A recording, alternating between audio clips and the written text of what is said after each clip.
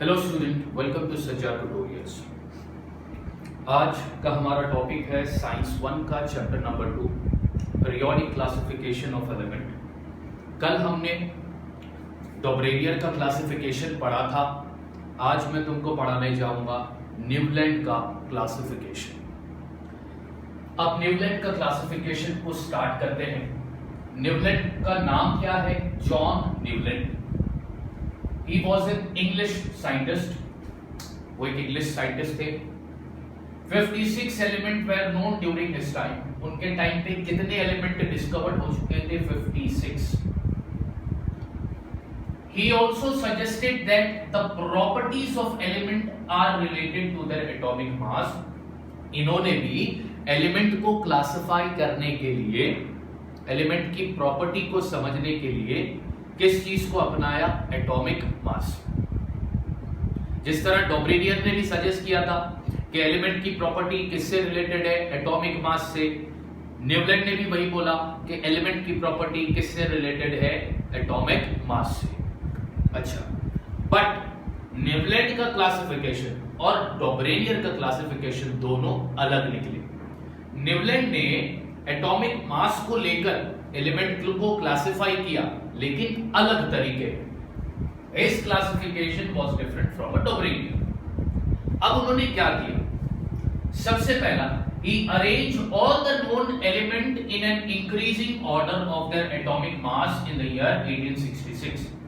उन्होंने भी सबसे पहला जितने एलिमेंट नोन थे वो टाइम पर, सारे एलिमेंट को उन्होंने अरेंज किया, लिखा। कैसे लिखा? As per their increasing order of their atomic mass, यानी छोटे एटॉमिक मास वाले एलिमेंट से स्टार्ट किया और सबसे बड़े एटॉमिक मास वाले एलिमेंट के पर एंड किया। उन्होंने स्टार्ट किया हाइड्रोजन से, जो सबसे छोटा लाइटेस्ट एलिमेंट है, और उन्होंने एंड किया थोरियम पर। ठीक है, उनके टाइम पर, न्यूलैंड के टाइम पर कितने एलिमेंट नोन थे? 56 एलिमेंट नोन थे। उन्होंने भी एलिमेंट को क्लासिफाई किया, प्रॉपर्टी को समझाने के लिए किसका सहारा लिया? एटॉमिक मास के। उन्होंने भी एलिमेंट को अरेंज किया as per the increasing order of atomic mass. Increasing order मतलब छोटे से बड़ा। उन्होंने अपना क्लासिफिकेशन स्टार्ट किया कौन से एलिमेंट से? हाइड्रोजन से। और उन्होंने अपना क्लासिफिकेशन एंड किया कौन से एलिमेंट से? थोरियम से। ठीक है, इस तरह कुछ उनका टेबल है। ये टेबल इनकम्प्लीट है, कंप्लीट टेबल नहीं है। इस तरह उन्होंने एलिमेंट को अरेंज किया। ठीक है, अब बच्चों बात क्या हुई?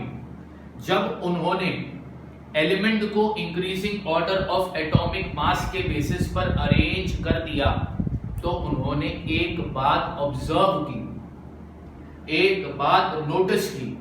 कौन सी बात नोटिस की? उन्होंने नोटिस किया कि हर 8वें एलिमेंट की प्रॉपर्टी मिलती जुलती है पहले एलिमेंट से। हर 8वें एलिमेंट की प्रॉपर्टी मिलती जुलती है, सिमिलर है, किससे? फर्स्ट एलिमेंट से। उन्होंने ये बात नोटिस की। एग्जांपल के तौर पे बताता हूं। अब यहां पर फर्स्ट एलिमेंट क्या है? हाइड्रोजन। अब काउंट करो, 1 2 3 4 5 6 7 8। 8 एलिमेंट कौन सा आया? फ्लोरीन। तो इस 8th एलिमेंट की प्रॉपर्टी सिमिलर है फर्स्ट एलिमेंट से। अब इसके लिए फर्स्ट एलिमेंट कौन सा हो गया? हाइड्रोजन। ठीक उसी तरह लिथियम की प्रॉपर्टी, लिथियम से काउंट करोगे तो 1 2 3 4 5 6 7 8। तो अब 8th एलिमेंट कौन सा आ रहा है? सोडियम। तो सोडियम 8th एलिमेंट है, इसकी प्रॉपर्टी सिमिलर होगी फर्स्ट एलिमेंट से। अब सोडियम के लिए फर्स्ट एलिमेंट कौन सा हो गया? लिथियम। उसके बाद Be ले लो, इधर से काउंट कर दो, 1 2 3 4 5 6 7 8। ठीक है, तो 8th एलिमेंट कौन सा आ रहा है? Mg, magnesium. अब ये 8th एलिमेंट है, इसकी प्रॉपर्टी सिमिलर होगी फर्स्ट एलिमेंट से, तो इसके लिए फर्स्ट एलिमेंट कौन सा हो गया? बेरिलियम। अब उसके बाद बोरॉन ले लो, बी ले लो, 1 2 3 4 5 6 7 8। तो अब 8th एलिमेंट कौन सा आ रहा है? एल्यूमिनियम। इसके लिए फर्स्ट एलिमेंट कौन सा है टेबल में? बी, यानी 8th एलिमेंट की प्रॉपर्टी सिमिलर हुई उसके फर्स्ट एलिमेंट से।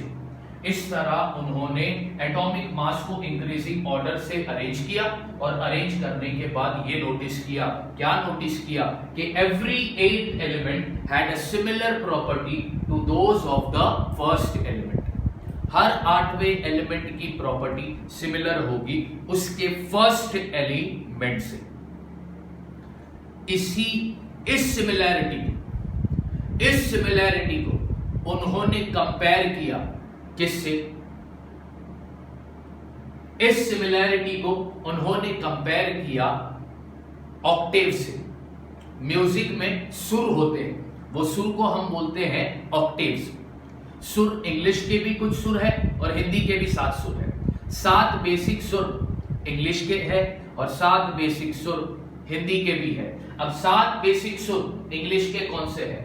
Dough, re, mi, fa, sol, la, ti. These are the 7 basic octaves in music, English music। ठीक उसी तरह हिंदी म्यूजिक के 7 बेसिक सुर कौन से हैं? सा, रे, गा, मा, पा, धा, नी। फिर से 8वां सुर कौन सा आएगा? सा। इधर dough, re, mi, fa, sol, la, T. 8वां सुर कौन सा आएगा? डो। तो उन्होंने ये खासियत को कंपेयर किया ऑक्टेव्स इन म्यूजिक से। ऑक्टेव इन म्यूजिक यानी म्यूजिक के सुर से। इसलिए उनके लॉ को हमने नाम दिया Newland law of octave. Newland law of octave क्या बोलता है? When the element are arranged in an increasing order of their atomic masses, when an element are arranged in an increasing order of their atomic masses, the property of the 8th element is similar to the first. The property of the 8th element is similar to the first. जब element को increasing order of atomic masses के basis पर arrange किया जाएगा तो हम ये देखेंगे कि हर 8वें एलिमेंट की प्रॉपर्टी सिमिलर होगी उसके फर्स्ट एलिमेंट से। इस लॉ को नाम दिया गया Newland law of octave. John Newland was an English scientist. At his time, there were 56 elements were known. He also suggested that the property of the element are related to their atomic masses. But his classification was different from a Dobrinius classification. What he did in the year 1866, he arranged all the known elements in an increasing order of their atomic masses. He started with the lightest element hydrogen and he ended up with the heaviest element thorium. His classification was started with the lightest element hydrogen and his classification was ended with the heaviest element thorium. After arranging all the known elements in an increasing order of their atomic masses, what he found? He found that every 8th element property is similar to the first element. And he compared this similarity with the octave in music. Therefore, his law was given name as the Newland law of octave. If this question comes in the exam, state the Newland laws of octave. You will start with, when an element is arranged in an increasing order of their atomic masses, the property of the 8th element is similar to those of the first. This is the Newland law of octaves statement. तो ये था Newland का classification, simple classification है। अच्छा, अब एक interesting बात मैं तुमको बता दूं। पीरियोडिसिटी ये टर्म का इस्तेमाल किया गया सबसे पहला जॉन न्यूलैंड ने सबसे पहला पीरियोडिसिटी का टर्म क्लासिफिकेशन में लेके आया। अच्छा, पीरियोडिसिटी का मतलब मैं बता दूं। पीरियोडिसिटी का मतलब होता है इंटरवल। पीरियोडिसिटी का मतलब होता है इंटरवल। जैसे कि हमने यहां पर देखा कि हर आठवें एलिमेंट की प्रॉपर्टी सिमिलर होगी उसके फर्स्ट एलिमेंट से। यानी क्या हो रहा है, खासियत रिपीट होती है ना, खासियत जब कुछ इंटरवल के बाद रिपीट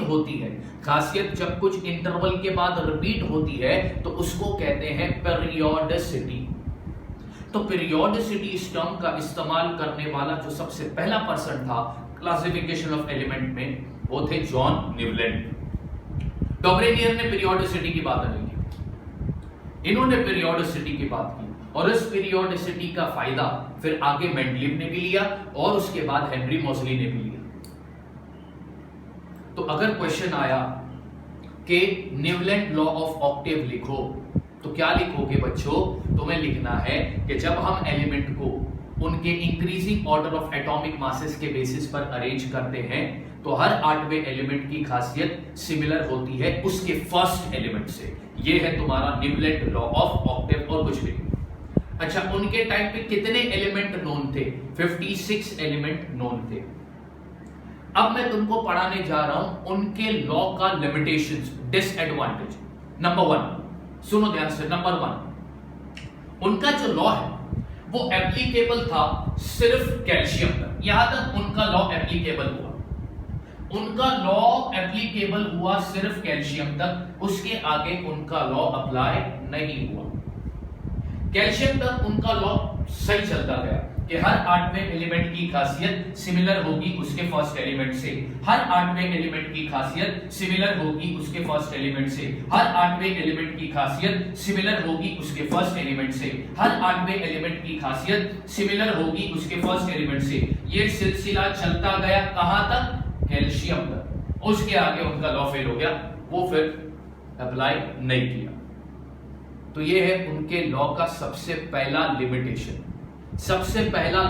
उनके लॉ का क्या था कि न्यूलैंड का लॉ ऑफ ऑक्टेव एप्लीकेबल था सिर्फ कौन से एलिमेंट तक? कैल्शियम तक। उसके आगे उनका लॉ अप्लाई नहीं हुआ। अब दूसरी जो कमियां उनके क्लासिफिकेशन में निकाली गई वो क्या है? उन्होंने अपने टेबल में सारे एलिमेंट को अरेंज किया। अपने टेबल में सारे एलिमेंट को अरेंज करने के लिए कुछ एलिमेंट को उन्होंने साथ में लिखा, जैसे कि कोबाल्ट एंड निकल, Ce एंड La। अपने टेबल में वो टाइम पे 56 एलिमेंट नोन थे, तो सारे एलिमेंट को अपने टेबल में एकोमोडेट, एडजस्ट करने के लिए उन्होंने कुछ एलिमेंट को एक ही बॉक्स में लिखा, एक ही साथ लिखा, जैसे कि कोबाल्ट एंड निकल, Ce एंड La। ये दूसरी कमी निकाली गई। पहली कमी क्या निकाली गई कि भैया उनका लॉ अप्लाई हुआ सिर्फ कैल्शियम तक। दूसरी कमी क्या निकाली गई कि उन्होंने अपने टेबल में सारे एलिमेंट को एकोमोडेट करने के लिए कुछ एलिमेंट को एक साथ लिखा। ये दो कमियां पढ़ा दिया। अब तीसरी कमी, तो सबसे तीसरी और चौथी कमी काफी इंटरेस्टिंग है। क्या किया? He placed some element with different property under the same note. He placed some element with different property under the same note. He placed some element with different properties under the same note. उन्होंने कुछ element को उस note में लिखा जहां पर properties में difference पाए गए। He placed some element under the same, he placed some element with a different property. He placed some element with different property under the same note. अब इस स्टेटमेंट का मतलब मैं तुमको बताता हूं। यहां पर देखो बच्चों, कोबाल्ट और निकल, कोबाल्ट और निकल की प्रॉपर्टी और बाकी सारे एलिमेंट की प्रॉपर्टी अलग है। HFCl, ये हेलोजन एलिमेंट है। ये कौन से एलिमेंट है? हेलोजन एलिमेंट है। लेकिन कोबाल्ट और निकल हेलोजन एलिमेंट नहीं है। तो उन्होंने क्या किया? कोबाल्ट और निकल को हेलोजन एलिमेंट में लिख दिया, जबकि कोबाल्ट और निकल की प्रॉपर्टी और इन बाकी कुछ एलिमेंट की प्रॉपर्टी अलग है। तो ये कमी थी उनके क्लासिफिकेशन की। ठीक उसी तरह कोबाल्ट और निकल और Fe यानी कि आयरन, कोबाल्ट निकल आयरन, इनकी प्रॉपर्टी सिमिलर है। तो इनकी प्रॉपर्टी सिमिलर है तो उनको एक ही साथ लिखना चाहिए था। क्या उन्होंने लिखा? नहीं, आयरन को कोबाल्ट और निकल से बहुत दूर लिख दिया। कौन से नोट में लिखा? Ti। और Ti में जो एलिमेंट है O, S, Se, ये सारे नॉन मेटल्स हैं। ये उनके लॉ की चौथी लिमिटेशन से कमियां हैं। और सबसे आखिरी लिमिटेशन जो उनके लॉ का है वो क्या था कि उन्होंने अपने टेबल में न्यूली डिस्कवर्ड एलिमेंट के लिए कोई जगह नहीं छोड़ी थी। यानी न्यूली डिस्कवर्ड एलिमेंट को उन्होंने अभी उनके टाइम पे सिर्फ 56 एलिमेंट थे, उनको लगा बस इससे ज्यादा एलिमेंट मिलने वाले नहीं है, तो बस उन्होंने मिलने वाले फ्यूचर में मिलने वाले नए एलिमेंट के लिए उनके टेबल में उन्होंने कोई जगह नहीं छोड़ी। ये पांचवी कमियां साइंटिस्ट ने निकाली। साइंटिस्ट ने उनके लॉ में 5 कमी निकाली बच्चों। पहली कमी क्या निकाली कि उनका लॉ अप्लाई हुआ सिर्फ कैल्शियम तक। दूसरी कमी, उन्होंने सारे एलिमेंट को अपने टेबल में एकोमोडेट करने के लिए कुछ एलिमेंट को साथ में ही लिख दिया। तीसरी कमी, कोबाल्ट और निकल की प्रॉपर्टी अलग है, हाइड्रोजन, फ्लोरीन, क्लोरीन, ब्रोमाइन की प्रॉपर्टी अलग है, तो उन्होंने कोबाल्ट और निकल डिफरेंट प्रॉपर्टी वाले एलिमेंट है, लेकिन उनको कौन से नोट में लिख दिया? नोट 2 में लिख दिया। उसके बाद आयरन, कोबाल्ट और निकल इनकी प्रॉपर्टी सिमिलर है, लेकिन क्या उन्होंने कोबाल्ट, निकल, आयरन को साथ में लिखा? नहीं, बल्कि आयरन को कोबाल्ट और निकल से बहुत दूर लिखा, नोट Ti में लिखा, जबकि नोट Ti में जो एलिमेंट है वो नॉन मेटल। और सबसे लास्ट के न्यूली डिस्कवर्ड एलिमेंट के लिए उन्होंने अपने टेबल में कोई जगह नहीं छोड़ी थी। यह था तुम्हारा न्यूलैंड, जॉन न्यूलैंड का क्लासिफिकेशन। मैं फिर से कह रहा हूं बच्चों, जॉन न्यूलैंड का क्लासिफिकेशन, जो दूसरा क्लासिफिकेशन आज हमने पढ़ा वो जॉन न्यूलैंड का पढ़ा। उनके टाइम पे कितने एलिमेंट नोन थे? 56। क्या उन्होंने भी एलिमेंट को अरेंज किया एटॉमिक मास के बेसिस पर? यस, उन्होंने भी एलिमेंट को अरेंज किया एटॉमिक मास के बेसिस पर। अच्छा, उन्होंने कैसे अरेंज किया? As per the increasing order of atomic mass. Arrange करने के बाद उन्होंने क्या ऑब्जर्व किया? हर 8वें एलिमेंट की प्रॉपर्टी सिमिलर होती है उसके फर्स्ट एलिमेंट से। इस प्रॉपर्टी को, इस खासियत को उन्होंने किससे कंपेयर किया? ऑक्टेव इन म्यूजिक से। इस वजह से उनके लॉ को क्या नाम दिया गया? Newland law of octave. Newland law of octave का स्टेटमेंट क्या है? When element are arranged in an increasing order of the atomic masses, the property of the 8th element is similar to the first. उसके बाद दूसरे इन्होंने table दिया, table बनाया, table बनाने के बाद दुनिया के सामने प्रेजेंट किया, तो फिर कुछ साइंटिस्ट ने इनके टेबल में कुछ कमियां निकाली, और इनके टेबल की कुछ 5 कमियां उन्होंने निकाली। पहली कमी क्या निकाली? इनका लॉ अप्लाई हुआ कैल्शियम तक। दूसरी कमी क्या निकाली? इन्होंने अपने टेबल में सारे एलिमेंट को एडजस्ट करने के लिए कुछ एलिमेंट को साथ में लिखा। तीसरी कमी क्या निकाली? Replace some element with different properties under the same load. उसके बाद आयरन को इन्होंने कोबाल्ट और निकल के साथ नहीं लिखा, जबकि नॉन मेटलों के साथ लिखा। और सबसे आखिरी इनके लॉ की कमियां क्या निकली कि इन्होंने न्यूली डिस्कवर्ड एलिमेंट के लिए अपने टेबल में कोई जगह नहीं छोड़ी। यह था तुम्हारा जॉन न्यूलैंड का क्लासिफिकेशन। अब इससे 2 क्वेश्चन आएंगे। एक क्वेश्चन तो बनेगा state the Newland law of octave, 2 mark के लिए। दूसरा क्वेश्चन आएगा write the limitations of Newland law of octave. इनके क्लासिफिकेशन से सिर्फ तुमको 2 ही क्वेश्चन पूछे जा सकते हैं, या तो न्यूलैंड के लॉ ऑफ ऑक्टेव लिखो, उसका स्टेटमेंट लिखना रहेगा, दूसरा उनके लॉ ऑफ ऑक्टेव का लिमिटेशन तुम्हें लिखना होगा। जनरल क्वेश्चन है कि उन्होंने अपना क्लासिफिकेशन स्टार्ट किया किस एलिमेंट से? हाइड्रोजन से। उन्होंने अपना क्लासिफिकेशन एंड किया किस एलिमेंट पर? थोरियम पर, या थोरियम, यस थोरियम। बात समझ में आ गई बच्चों?